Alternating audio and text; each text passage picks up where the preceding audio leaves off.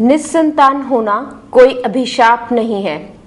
आज के युग में जो दंपति इस समस्या से जूझ रही है, वह भी अति आधुनिक विधियों द्वारा संतान सुख की प्राप्ति कर सकती है।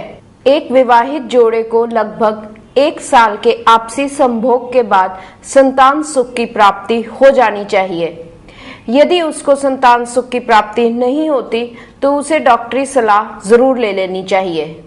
देखा गया है कि कई बार डॉक्टरी सलाह पहले भी ले लेनी चाहिए, जैसे कि एक कपल की शादी लेट हुई है, या वाइफ की एज ज्यादा है, या कोई वाइफ को माहवारी में प्रॉब्लम है, या हस्बैंड को कोई प्रॉब्लम आ रही है। औरतों में बांझपन की समस्या का प्रमुख कारण है ट्यूबों का बंद होना, अंडा ना बनना, या फिर बच्चेदानी में नुक्स होना, या रसौलियां होना, या बच्चेदानी का साइज छोटा होना। ट्यूबें बंद होने के कई कारण हो सकते हैं, जैसे कि ये ट्यूबें नलों की ट्यूबरक्लोसिस के कारण बंद हो सकती है, या जब लेडी को इन्फेक्शन होती है जिसको हम पेल्विक इन्फ्लेमेटरी डिजीज कहते हैं, उसके कारण भी ट्यूबें बंद हो सकती हैं। या एक लेडी के जब रिपीटेड अबॉर्शन, रिपीटेड गर्भपात होता है तो उसके बाद भी इन्फेक्शन के कारण ट्यूबें बंद हो सकती है। अंडेदानी की जो समस्या है उसमें जो प्रमुख कारण है वो है कि अंडा नहीं बनता, या अंडा जब बनता है तो पूरी तरह से मैच्योर नहीं होता, या फिर अंडेदानियां ही फेल हो जाती है कि वो अंडा नहीं बना पाती। दूसरा जो कारण है अंडेदानी का है वो है अंडेदानी में रसौलियां होना, जो कि खून की भी हो सकती है रसौली, जिसको हम एंडोमेट्रियोटिक सिस्ट बोलते हैं, या फिर पानी की रसौलियां होना। बच्चेदानी का जो कारण है जिसके कारण एक लेडी को बच्चा नहीं ठहर सकता, उसमें है फाइब्रॉइड्स, जिनको हम रसौलियां बोलते हैं। दूसरा जो कारण है बच्चेदानी का वह है कि बच्चेदानी का जो साइज है छोटा है, बच्चेदानी की तय जो है वो कमजोर है और बच्चा नहीं पकड़ सकती।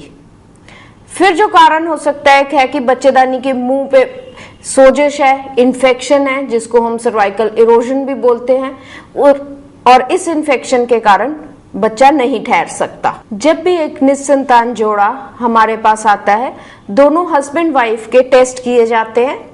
सबसे पहले जो आदमी के टेस्ट किए जाते हैं वो है सीमन एनालिसिस। इसमें देखा जाता है कि हस्बैंड के स्पर्म का काउंट क्या है, कितने स्पर्म्स हैं, क्या स्पर्म फंक्शन टेस्ट किए जाते हैं, कोई इन्फेक्शन तो नहीं, जिसको हम फिर सीमन कल्चर करते हैं। यदि कोई सीमन में प्रॉब्लम आए, यानी कि जैसे स्पर्म काउंट कम है या बिल्कुल ही नहीं है, तो फिर एक आदमी के और टेस्ट भी किए जाते हैं। देखा जाता है कि ये स्पर्म्स क्यों नहीं बन रहे, इसके लिए एक आदमी के हार्मोन ऐसे किए जाते हैं। उसके बाद गोलियों की स्कैनिंग की जाती है और अंदर से भी पानी निकाल के देखा जाता है कि स्पर्म्स अंदर बन रहे हैं कि बिल्कुल ही नहीं, अंदर से भी स्पर्म्स बन नहीं रहे, और यानी कि कोई ब्लॉक है कि नहीं है। एक लेडी के जो टेस्ट किए जाते हैं, सबसे पहले एक बेसलाइन स्कैन किया जाता है, जिसमें हम देखते हैं कि उसकी बच्चेदानी ठीक है, बच्चेदानी की लाइनिंग ठीक है, अंडेदानी की कोई समस्या तो नहीं है। फिर उसके बाद लेडी के हार्मोन टेस्ट किए जाते हैं, जिनसे हमें पता लगता है कि उसकी अंडे बनने की क्षमता क्या है, उसको कोई थायराइड की प्रॉब्लम तो नहीं, या और कोई हार्मोनल समस्या तो नहीं। फिर लेडी की ट्यूब्स की जांच की जाती है। जो ट्यूब्स की जांच है वो 3 तरह से की जा सकती है। एक तो हम एक्सरे के जरिए कर सकते हैं, जिसको हम हिस्टेरोसाल्पिंगोग्राफी कहते हैं। दूसरा जो है वो है अल्ट्रासाउंड के जरिए, जिसको हम सोनोसाल्पिंगोग्राफी कहते हैं। और तीसरा जो एक लेडी के पेट में दूरबीन डाल के किया जाता है। इन टेस्ट के बाद देखा जाता है कि लेडी की कोई इन्फेक्शन तो नहीं है बच्चेदानी के मुंह पे, जिसको हम कॉल्पोस्कोपी टेस्ट कहते हैं, और उसका पानी लेके भी जांच की जाती है। कई बार देखा गया है कि एक दंपत्ति जब हमारे पास आती है, उन दोनों के टेस्ट हुए होते हैं, काफी सारे टेस्ट हुए होते हैं, और उनमें कोई प्रॉब्लम नहीं आती, पर फिर भी वे संतान सुख प्राप्त नहीं कर सकते। उन केसेस में स्पेशली ऐसे टेस्ट किए जाते हैं जिनको हम एंटी स्पर्म एंटीबॉडीज कहते हैं, जबकि एक आदमी का स्पर्म और उसकी वाइफ का एग का मिलन नहीं हो पाता, बॉडी में एंटीबॉडीज बनती हैं जो कि प्रेगनेंसी नहीं होने देती। आज के युग में वो आदमी भी संतान सुख की प्राप्ति कर सकता है जिसको स्पर्म्स की समस्या हो, जिसमें स्पर्म्स कम हो या स्पर्म्स बिल्कुल नहीं हो। ऐसे केसेस के लिए एक स्पेशल विधि आती है जिसको हम इक्सी विधि कहते हैं।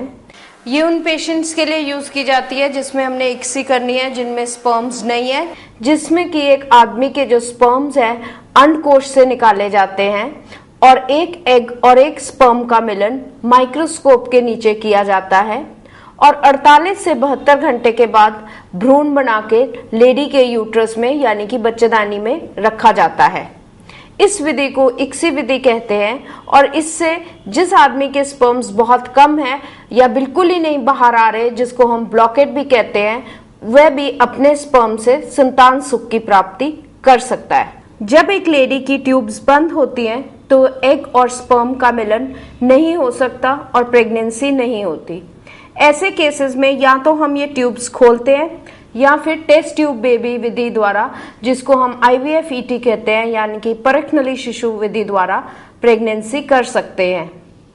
ऐसे केसेस में एक लेडी को इंजेक्शंस दिए जाते हैं जो कि पीरियड्स के दूसरे दिन से शुरू किए जाते हैं और एग्स बनाए जाते हैं यानी कि अंडे बनाए जाते हैं।